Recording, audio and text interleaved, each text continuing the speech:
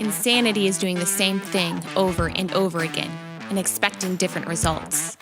But if you're ready to level up your life and get results that truly matter in your health, business, mindset, and relationships, then this is the podcast for you. Welcome to Sheer Madness, where we have unscripted, real conversations with the world's top athletes, entrepreneurs, and coaches. Discover real-world and tactical advice from the best in the business. Let's go. Guys, and welcome back to the show. I am so excited about today's podcast and guest because, as many of you guys may know, fitness is my very first love. I was a bodybuilder, I was a fitness competitor, and that's actually how I entered the world of personal development.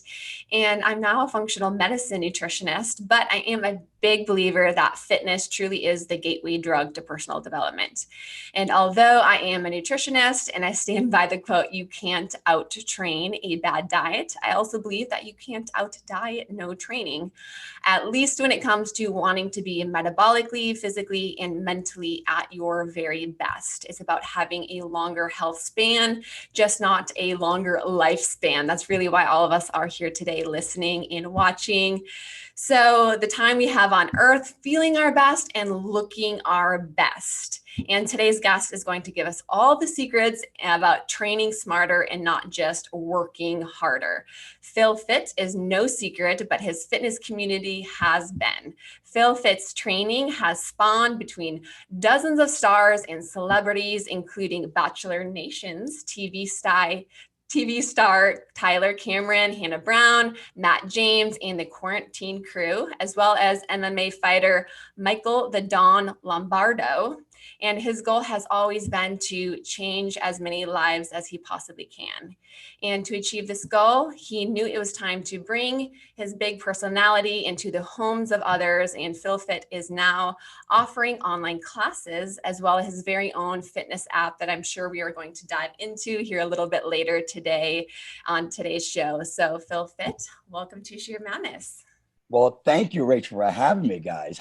Thank you. This is very interesting, and I feel like it's gonna be very fun. So I'm a hyper guy. So if I get too hyper, just tell me to chill a bit. But this is me, baby. Let's go. Happy Filthy Friday.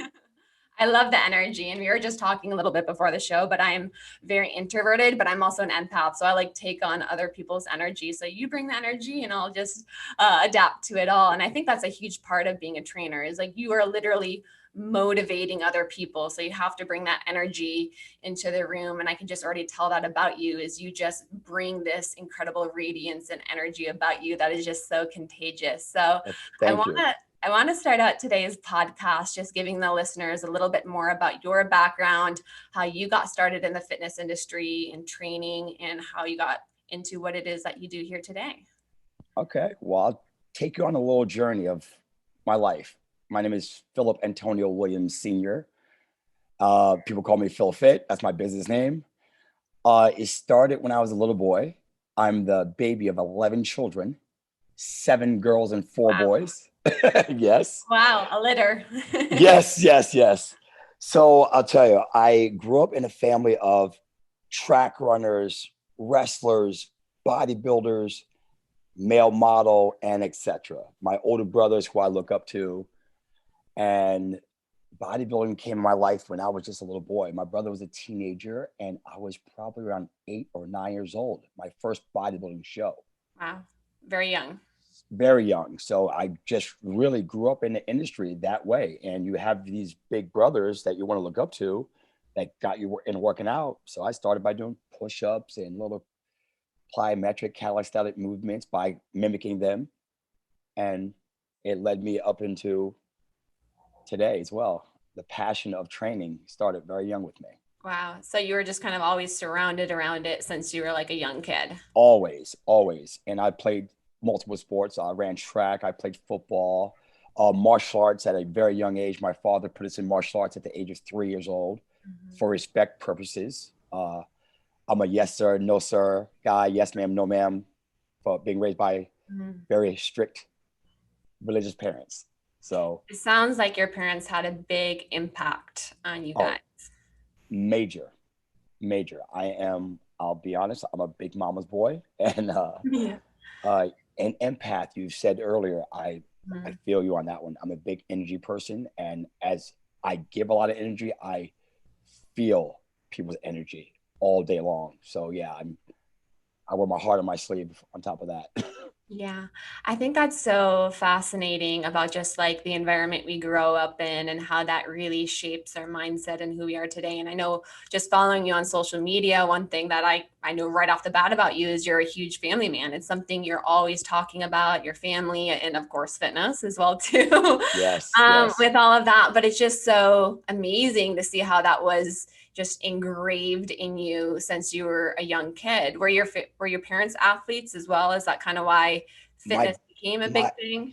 my dad was in pretty good shape, not an athlete, but just worked out and Yeah. push-ups and pull-ups. He did a lot of that. So watching him do that, my brother's doing that, and it just trickled down to me being the youngest. So I just wanted to do the same thing. Yeah. Okay. So Okay. How do you feel like your journey and in fitness has evolved? I know for me, I was in the bodybuilding world. I actually grew up as a gymnast and a dancer. And for me, it was very much physical, right? Like how in shape can I get? How shredded can I get? And it was just about the physical. And I know for me, it's definitely evolved into other areas. One thing I said at the beginning of the show is, fitness really is the gateway drug to personal development. If we don't take yes. care of our bodies, the way we look, the way we work out, the foods we're putting in our body, we really can't show up for the people in our lives, our family, the way we want to. So do you think like your path in fitness has grown since you started it? Oh, so much, so much. Well, I'll speak about the bodybuilding factor. I never wanted to be a bodybuilder because of my brothers. They were bodybuilders. So I was always into the look and fashion. So I like the male model look. And that's what I wanted to be growing up as a kid. My thing was a teacher called me Little GQ because I dressed so preppy going to school. So I want to be a model after she introduced that to me in my head. Abercrombie model. Yes, Yeah. yes. So did But I. I got too big muscle wise as I got older. So that was out the door. And then it came up with a thing called fitness modeling before male physique came out. Mm-hmm. So I started doing that in the organization back in the day. And then I switched over to physique. So I've done more than 20 competitions myself. Wow. Was this through that NPC? No, this was actually an organization called WNSO out of Canada, Fame. Is that where you're from? No. I'm from the Poconos, actually. Okay. I'm from Mount Pocono, Pennsylvania, originally. Okay. But all the way up in Canada. Yeah, so they came out with this male fitness modeling thing. It was before physique came out. Okay. And we wore board shorts and Speedos on the runway, walking the runway, and showed off our physique. Yeah. So then that trickled into the male physique, which I competed with Muscle Mania. Okay. That is so fascinating. Yeah. Yeah. So you started out in, not the bodybuilding world, but like the fitness modeling type world. Modeling. Yeah. How did you get into training with now what you do here today? Well, I got certified at 18 years old. I love, like I said, I love watching my brothers in their bodybuilding world, and they were also trainers. And my brother owned a gym. So one of my first jobs was actually stocking the weights in the gym and watching everything that he did and training his clients. And then I started learning a lot. And then I said, well, I want to be a trainer and this and that. So I decided to do it, and I followed my passion.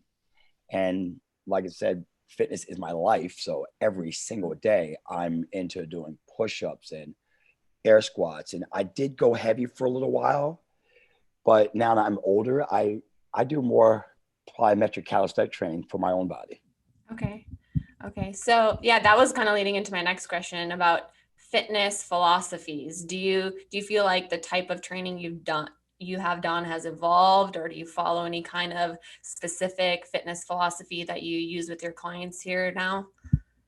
Well, each and every client is different. Obviously, like if you're training for a show, I would train you differently from just an ordinary person who's trying to stay in shape. I like to train smart. So now I do a lot of lightweight with lots of reps with my older clientele. When I say lots of reps, I'm even like today, my workout was 4 sets of 50 push, pull, chest and back together. Okay. It's 50 reps per round. I do train. Yeah, it's a lot. It's a lot for most people. But I don't train that way for everyone. That's for my personal body. But if you're just a person walking off the street and you want to get moving, I would start you off with like regular 5 to 10 push-ups, 3 sets, 4 sets. I just ease you into a harder workout. It's not about heavy weight training anymore in my eyes. Mm-hmm. I like to train smart, like I said, and I do train older clientele. So it's not like you're going to take a client and say, hey, bench 315 for me. I want to be functional. So I do a lot of functional training as well. I know for myself, I kind of went through that like ego phase where I think we just like want to see how much we can lift. I know like for me, I'm like 120 pounds. And I think at the time that I was like 115 and I was squatting 225 on my 80 Wow. frame. Full 3 reps of 10 too, not like just like 1 rep max type. And I realized that was not sustainable by any means. I was also working out with a bunch of different bodybuilder guys. And this was just like that period where I was like, I want to see what my body is capable of, which in the long run, for those who've been listening to my podcast, that's what got me into some trouble, taking things to the extreme at many times in my life. But I know that like, that's a big difference from working harder, not smarter. And that's obviously not something that you can do long term. So no, you can't. What are some of like the benefits for doing more like higher reps versus doing like heavy weight? So let's say I'm somebody who I really want to focus on like the aesthetics. I want to focus on like toning my body to look a certain way. Would you say that would be more like high rep range, or what would you kind of do with that person? Aesthetically pleasing, I would do the high rep range. And when I say like for, let's say a 30-year-old female that wants to look really good, it's that longer, lean look. Most women walk in the gym and say, I want to have a long, lean muscle. I don't want to have bulky muscles. Because everyone thinks when you lift heavy, you're going to get bulky. That's not true either, because it does define your body really well. But if you're not there physically yet, I would take you with a lot of reps, 4 sets of 25, but 4 sets of 10, 4 sets of 15, and then gradually get you up to a higher rep range, okay? But you just don't dive into the high rep range. You got to work your way up there. And you're going to feel a lot of cardio with this high rep range as well. You're going to do a lot of cardio? Yeah. It feels like a lot of cardio because you're doing so many reps, So for some people who are not in shape, it is cardio to them, Mm-hmm. Yeah. I know for myself, I don't really do a whole lot of cardio, but I do a lot of like supersets throughout the gym where my heart rate's elevated, right? So like you are working that cardiovascular aspect. So for someone for, let's say, weight loss, who wants to just like maybe have like that model type body, you kind of think the higher rep type workouts are the best.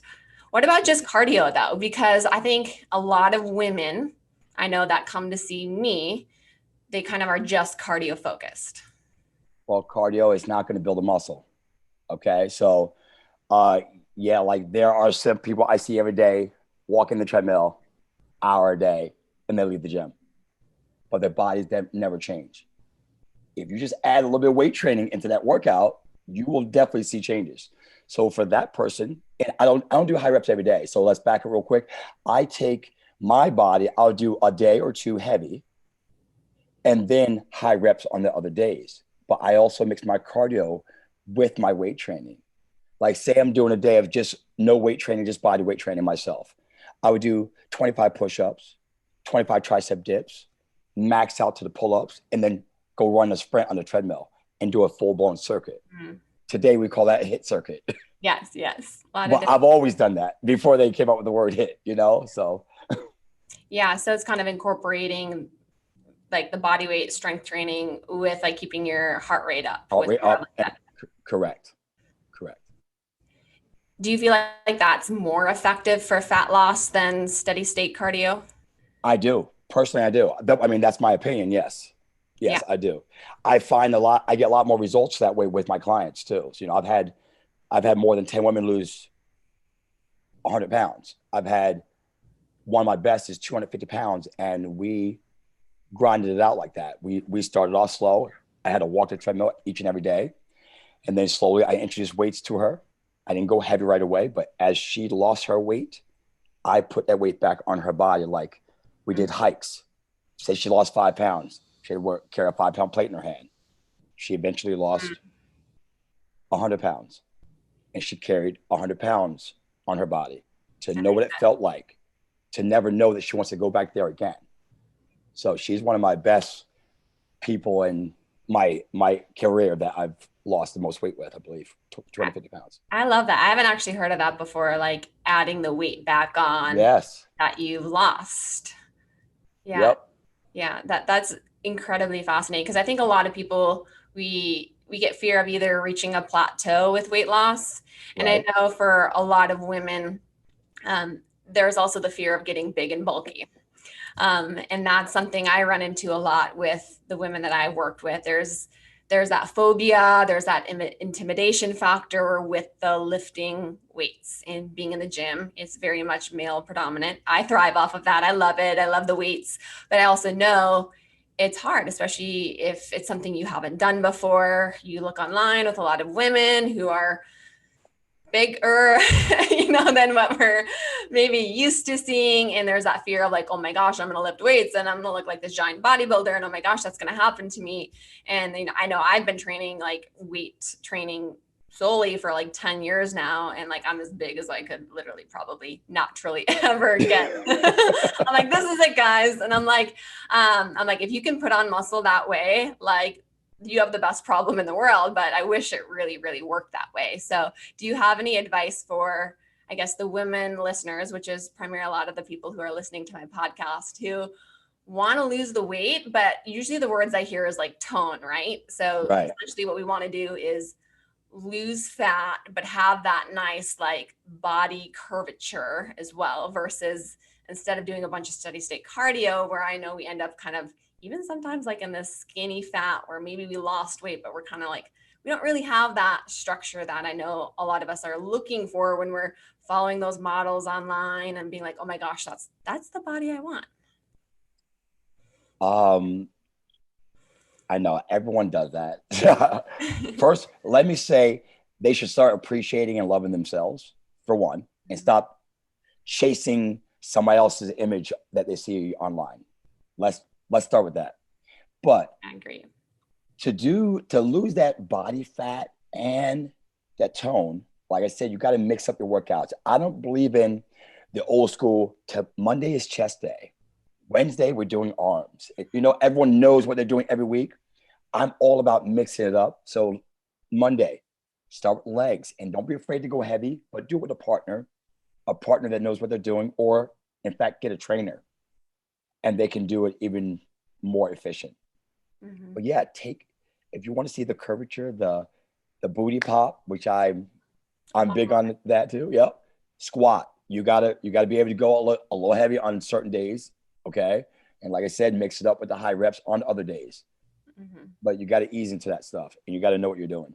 You got to get a professional to help you out. Yeah. And I think that's the big part, is if you have that intimidation factor, is working with somebody who makes you feel comfortable. I know I give a lot of women comfort being like, hey, look, I've lifted for 10 years straight. This is as big as I'm going to get. But that is a common fear for a lot of women. And now let's say I'm somebody who wants to put on some mass instead of fat loss. A lot of the guys out there, right? Yes. Of course, diet plays a huge role. And I'm always talking about that, making sure you're getting enough protein, making sure you're eating enough, because we can't build muscle out of nothing. Like, we have to have the building blocks to build it. And then our hormones, of course, play a role. But for someone who's wanting to build mass naturally, what do you think is going to be the most effective workouts? Oh, I would go with the heavy lifting, and lower reps, for sure. Lower reps now. I would take you through a 10-8-6-4 program. 10 reps for the first set. That's to get your body going. Then each round would go a little bit heavier in the weights with a little longer rest in between. Okay. Now we're talking about bulking and getting that thickness on your body. Mm-hmm. I love that training too. But like, I'm older now, so I don't train that way as often as I used to. Once you get in your 40s, it's like, all right, it's time to train a little bit smarter. But yes, for the women who want to put a little more extra muscle on, yeah, go heavy. Go a bit heavier. Go heavier. Make sure you have a spotter. Don't do it by yourself, But yes, I take my girls heavy. I'm training a young lady for a show now. And yeah, we go heavy probably 3 days a week. Then the other 2, we flip to a high rep range to mix it up. what would be the average amount of time you think it would take to build substantial muscle for like someone who's new versus someone who's older at training? Because I know a lot of people like come to me with goals of like, I want to build 20 pounds of muscle, in a month. Right. What do you think? Yeah. I would say Naturally. it takes a little over a year to actually see some amazing results. And it also depends on the individual, of course. How committed are they? How many times a week are they coming to see you? If you're coming to see me once a week, I'm not going to put that much muscle on your body within the first year.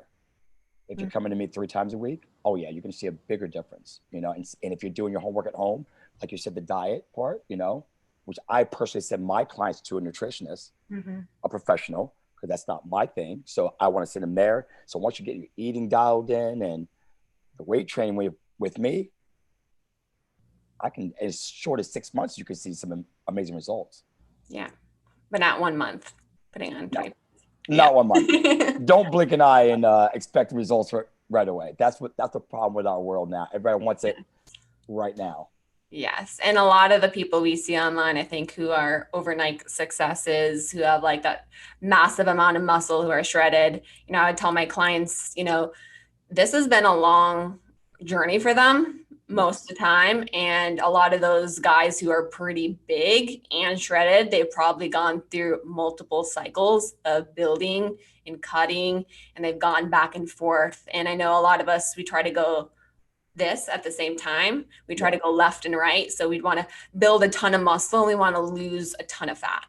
And I know that's you're not going to end up going any direction, right? If we're trying to build a ton of muscle, lose a ton of fat, because one's a catabolic process, one's an anabolic process. And we need substantial building material, excess calories, lifting heavy in order to build substantial muscle mass. And then on the opposite side, we need to be in a caloric deficit in order to lose weight. And we need the higher reps of what you've been talking about. Absolutely. You're right. Yes. So you're right. Stay the course. Which way do you want to go? You got to know what you want to look like. All right. Say you want to look like this, you have not as much muscle mass on you yet. So you got to go the heavy route, but that's your route. That's where you want to go. If you're not looking for that route and you want to go long lean, I would go the high rep route this way. Okay. But you're right. Stay the course. So I oftentimes see the client, and I'm sure you've encountered this client before. She's usually a female, maybe in her 40s, 50s, hasn't really eaten very well, probably hasn't eaten enough protein for most of her life, done more cardio. And we run into this place where we're what I like to call under-muscled and over-fat.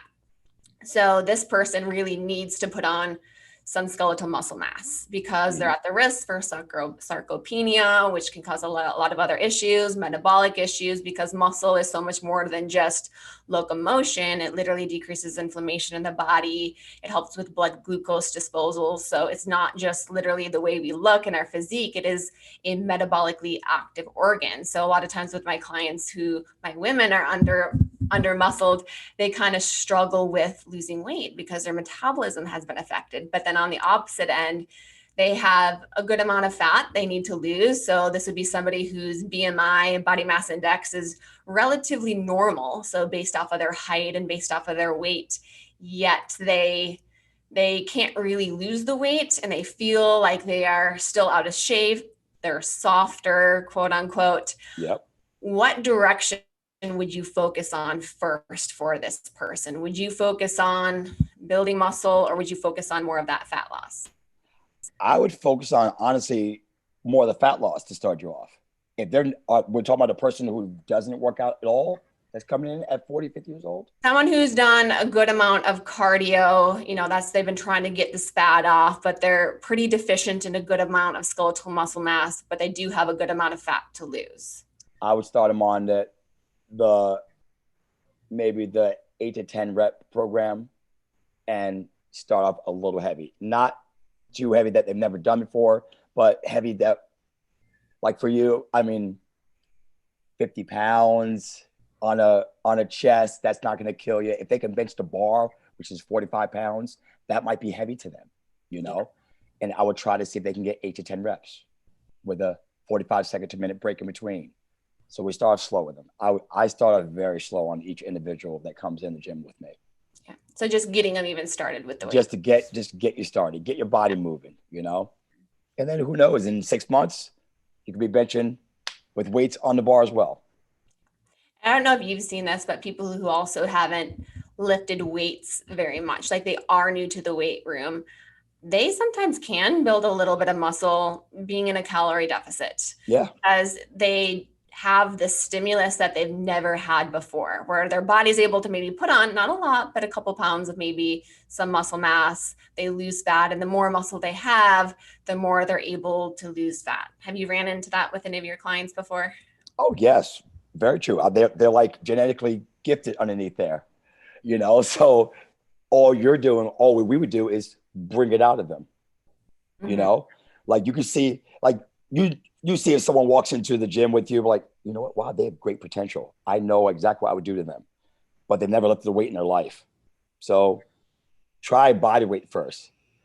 I would get that person on the floor and say, like, let's see if we can do a push-up, and then slowly graduate there, and then transition that to the chest press machine, to get them moving there. But just very, very slow starts for these people.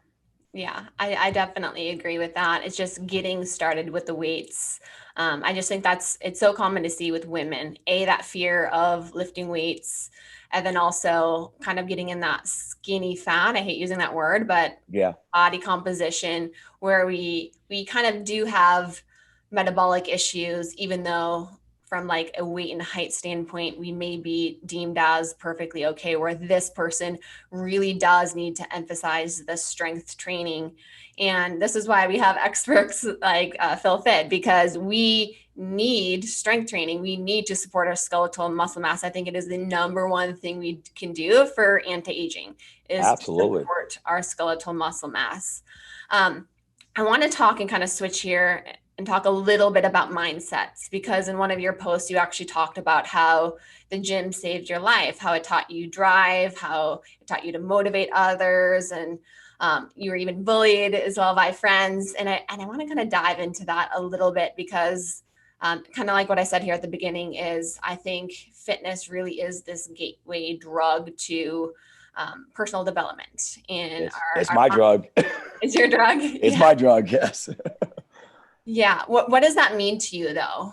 Well, I'll tell you, fitness, the gym saved my life. Yeah, I did post that about a few months back. Wow. Thank you for noticing that. It keeps you out of trouble, for one, as a young man. So I've never gotten in trouble, and that's obviously my parents are the cause of that. So growing up with all those kids in the house, we couldn't afford to put a gym in the house. So my brothers handmade a gym and put cinder blocks on the edge of a pole, created our own bench. And literally I was in there every day, starting at the age of 15, when I actually was allowed to start lifting weights. And when I say it saved my life, it's because I've got people in my past who are locked up in trouble, and that they're places where they shouldn't have been, period. And I'm not there with them, thank God, because fitness did save my life. It's something I still do every day. I'm always moving my body 7 days a week, whether it's hitting weights, going for a little jog, running sprints with my brothers, training for a track meet or whatever. It's just constantly keeping my body active and not worried about what's going on in the streets. Do you think for you now it is less about the physical and more about the mental? Oh yeah, definitely. Yeah. Definitely. I mean, don't get me wrong. I mean, I love looking my best, trying to look my best, because it does make you feel better, because everyone knows that. If you feel that you look good, you're going to feel good mentally too, for the most part. But yeah, right now, my outlet is running, and it's definitely all mental for me, because I'm not a runner. I'm not a long distance runner. Okay. So that part right now, it's mentally getting me through some tough times in life right now, to be honest. I think that is very, very powerful, of just what fitness can do for us. And I've talked about this on my page before, but I think like motion, it creates emotion. And how many times have we been in a period where we've been struggling, depressed, anxious? You go work out, you go move your body, you literally change your state. and you Yes. feel like you're a completely different person. It is literally like the best antidepressant like you could ever have. And even Amen. people who are struggling with depression, like some of the first things I ask are like, are you moving your body? Are you working out? What are the foods that you're putting into your body? Because if you're not doing those things, I'm like, yeah, it makes sense. Like I would probably be depressed too. Yeah. Yeah. You're right. And not to change something, but 2020 did it to a lot of people. Yeah. You know, I have so many. If I can just spend the time on a podcast and read some of the letters that I got from individuals that I've never met in my life, and they literally said, "Phil, you saved my life," and I don't know this person, but my passion saved someone from doing something bad to themselves. Because some people that write me, literally they're by themselves in an apartment in somewhere in Netherlands or New York or somewhere, wherever they are. They said, "You saved my life." And they're DMing me, just moving my body. I never worked out a day in my life. Some of these ladies told me, and 90% is women, you know, and they told me some pretty amazing stories. And I'm just happy to be a part of their lives now and their journey. Yeah. How incredible is that? Seriously, to be able to impact people through fitness, through movement, and give people an outlet, right? It's a major outlet. Yes. Yeah. I know for me, when I've been in many, many dark places in my life, and even still today, like I move first thing in the morning, and I'm a big, big person on doing something movement wise. Doesn't have to be weightlifting, doesn't have to be anything like that, but moving your body first thing in the morning, because the number one complaint I hear is I don't wake up motivated and I have low energy. And one of my questions to that is, well, what are you doing to create it? Right? Like, what are we doing to create energy? What are we doing to create this motivation? Because I know I'm that person who wants to hit that snooze button, who wakes up, who is not motivated, who doesn't have the energy. Like, that's my natural tendency. So I have to literally create it through the books I'm reading, through the podcasts I'm listening to, and through movement, through moving my body, through creating that energy. So someone who is struggling with motivation, and I feel like I know your answer when it comes to motivation, but what's some pieces of advice that you'd give to that person? Okay. Well, I'll put myself in this question as well, but what I do is I get out of bed early in the morning, 3 or 4 o'clock in the morning, I'm up. That's right. I'm in the shower. And like you said, movement, I'm telling you my private secrets now. I stretch in the shower at least 30 minutes in the morning. Really? Okay. Under hot water, getting my body moving. Because be honest, when I got a bit, Oh yeah, walk in, you got to have a big shower. Big shower, yeah. Yes. Have fun. So I get up and I'm all stiff in the morning and sometimes not really motivated. Go take that hot shower, wake your body up, start stretching. And then as I'm drying off, I look in the mirror every single morning. I say 3 positive things about myself, 3 things I'm thankful for, and that gets me going. And then I drop and start doing my push-ups and tricep dips on the edge of the tub. So my thing is I do 800 to 1,000 a day. Wow. From start to finish. That's how I get motivated. But to motivate yourself to get out of bed, to actually do what you got to do, you got to know what your why is. I have a why. I have a wife. I have 5 kids. I have a why. So that motivates me to get my butt up to go to work and get my body going. And I'm like, all right, I got to do this for them. It's not all about me. It's about them. Yeah. So if you have a certain why, a big why, that'll motivate you. Yeah. What is your why? And I think a lot of us don't take time to get clear sometimes on what that why is. Yeah. I even recommend like writing it out on paper, like getting so clear and having a why. I think that's associated with our identity is incredibly important too, because if your why is, I just want to look good for a stage, for a judge, I want to look good in that bikini. I don't think that's that's not enough, huh? That's not enough. You're right. You got to have, I mean, not to say you have to be married or whatever. Maybe someone's taking care of their parents. That's your why. You got to get out there and move your body because you got to physically take care of them. That's a big why. Like I said, I've got kids. I want to be here and live as long as I possibly can with my kids. So that's my why. It's a powerful why. Yeah.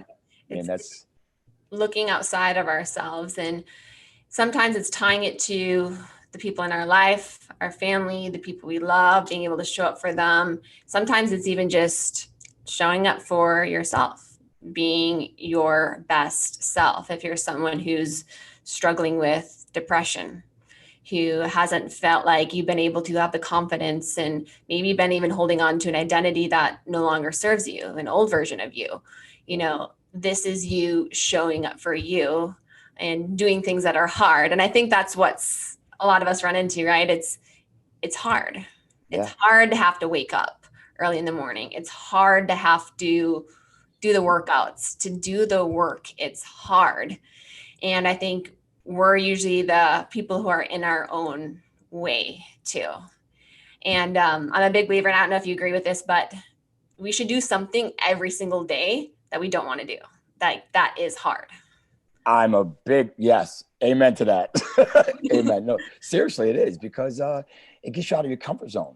See, people get too comfortable. And when you get too comfortable, I find that you tend to get lazy, and it just goes from lazy to depression.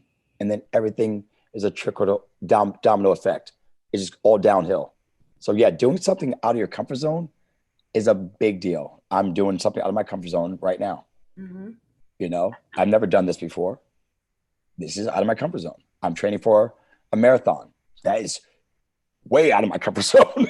I'm a sprinter, not a long distance runner. So, and it hurts. It doesn't feel good while we're training. We're in week 3 of our training. And yeah, it's something outside your comfort zone. So I do agree with you. Do something every day that you wouldn't normally do.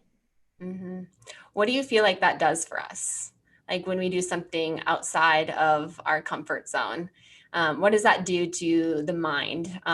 Personally, I go to growth, and as humans, when we're not growing, that's when we fall into depression. Yes. For me, it's making you stronger and absolutely growing. So that's one of the things I say to people. I say, come grow with me. What does that mean? In every way you possibly could think of, come grow with me. Yeah. I'm not talking about building muscles all the time. I'm just talking about in life. Come grow with me. Let's go run together. Let's go chase each other through the park. Hike, do something. Let's just grow. And if you want to just go for a walk and talk, let's grow that way. Talk to me. I'm here. I don't know the quote, but they say fitness is, 90% mental, 10% physical. Yeah. When you're getting to that point and you feel like you're wanting to give up, it's usually our mind that wants to give up before our body. First. Yes, it is. Yeah. It is. 9 times out of 10, you'll quit here before this quits on you. Mm-hmm. I would say it for sure. That's powerful, which is why fitness truly is the gateway drug to personal development and growing yourself and being the best version of yourself. I want to talk about your app because I know that's something that is so incredible that you created just to be able to impact more people. I'm sure everybody wants to train with you one-on-one. Everyone wants to work with you. I know I'm in that boat where you can only do so many one-on-ones, without you getting burnt out, because you're also pouring so much of your energy into everybody. And tell us a little bit about this app that you created. Well, honestly, Rachel, it's been a dream for years, for over 20 years. And last year, it just so happened that 2020 made us close the gym down. And you gotta, when you throwing punches at you, you got to bob and weave. So I took a bob and weave, and a tech company reached out to me, and I'm very thankful for them. And they said, we will do this. We're going to help you create this app that you wanted, and blah, blah, blah. So I created an app, PhilFit app. And the first program was a 5-minute program, meaning 5 minutes is all you're going to get to work out. So anybody. Exactly. That's why I created it for anybody. And we're all stuck in the house. So I said, you know what? If I can get one person off their couch that's never worked out a day in their life to do a 5-minute program and let them start seeing results, then I'll start making the workouts longer. Okay. And it started growing from there. So literally 5 minutes. Each exercise was 30 seconds long for 5 minutes straight. You can go at your own pace. But if you do the intense 5 minutes, if it's someone who's in great shape like yourself, that 5 minutes, it could be challenging if you put you're all in every 30 seconds. Or you get the brand new person that's off the couch. They can do marching in place and slow motion movements for the 30 seconds just to move. I just want everyone to move. And I'm trying to get as many people across the world to move as possible. Yeah. Yeah. So what's this app called? Where can people find it? Okay. You can go on my website or you can hit my Instagram and go on my bio. It's under Phil Fit, and it's powered by a new company. I'm so sorry. It's powered by Wham, but they partnered with a new company. Anyway, so you can go under www.phil-fit.com and find my app and my online training program, which I created that first. So there's a 30-minute class I do as well. And you can find that on my website too. What's the 30-minute training program? That's for a little more intensity, I would say. And then the 5-minute one. If people followed me through the quarantine workouts, that's a lot of the quarantine workouts that you can find on the 30-minute program. Okay. So it's a lot of stuff without weights. It's a lot of at-home stuff. A lot of at home. I even started out, I'm laughing, but now I started out in the beginning of last year, we used wine bottles for weights. I was just showing you that you could use, Yeah. All the women around the world, they're like, wine bottles? I've got some of those in my house. Yeah. So seriously, you take 2 wine bottles and do a standing shoulder fly for 1 minute. Tell me how that feels. It's going to burn. So we used wine bottles. We used water jugs. I've used gallons of milk in my workouts. I was just showing you different things that you have in your own home right now that you can do during my workouts. And it's a 30-minute workout. That's awesome. No excuses. Seriously, you can do that. There are no excuses. None. No excuses. Do it at home. 30 minutes. You can easily fit that in over your lunch break, fit that in the morning, after work. And if you're someone who maybe hasn't been working out or you stopped working out and you're wanting to get back in it, 5 minutes a day. Check out the app. Want to ramp it up a little bit? 30 minutes. Check out his program.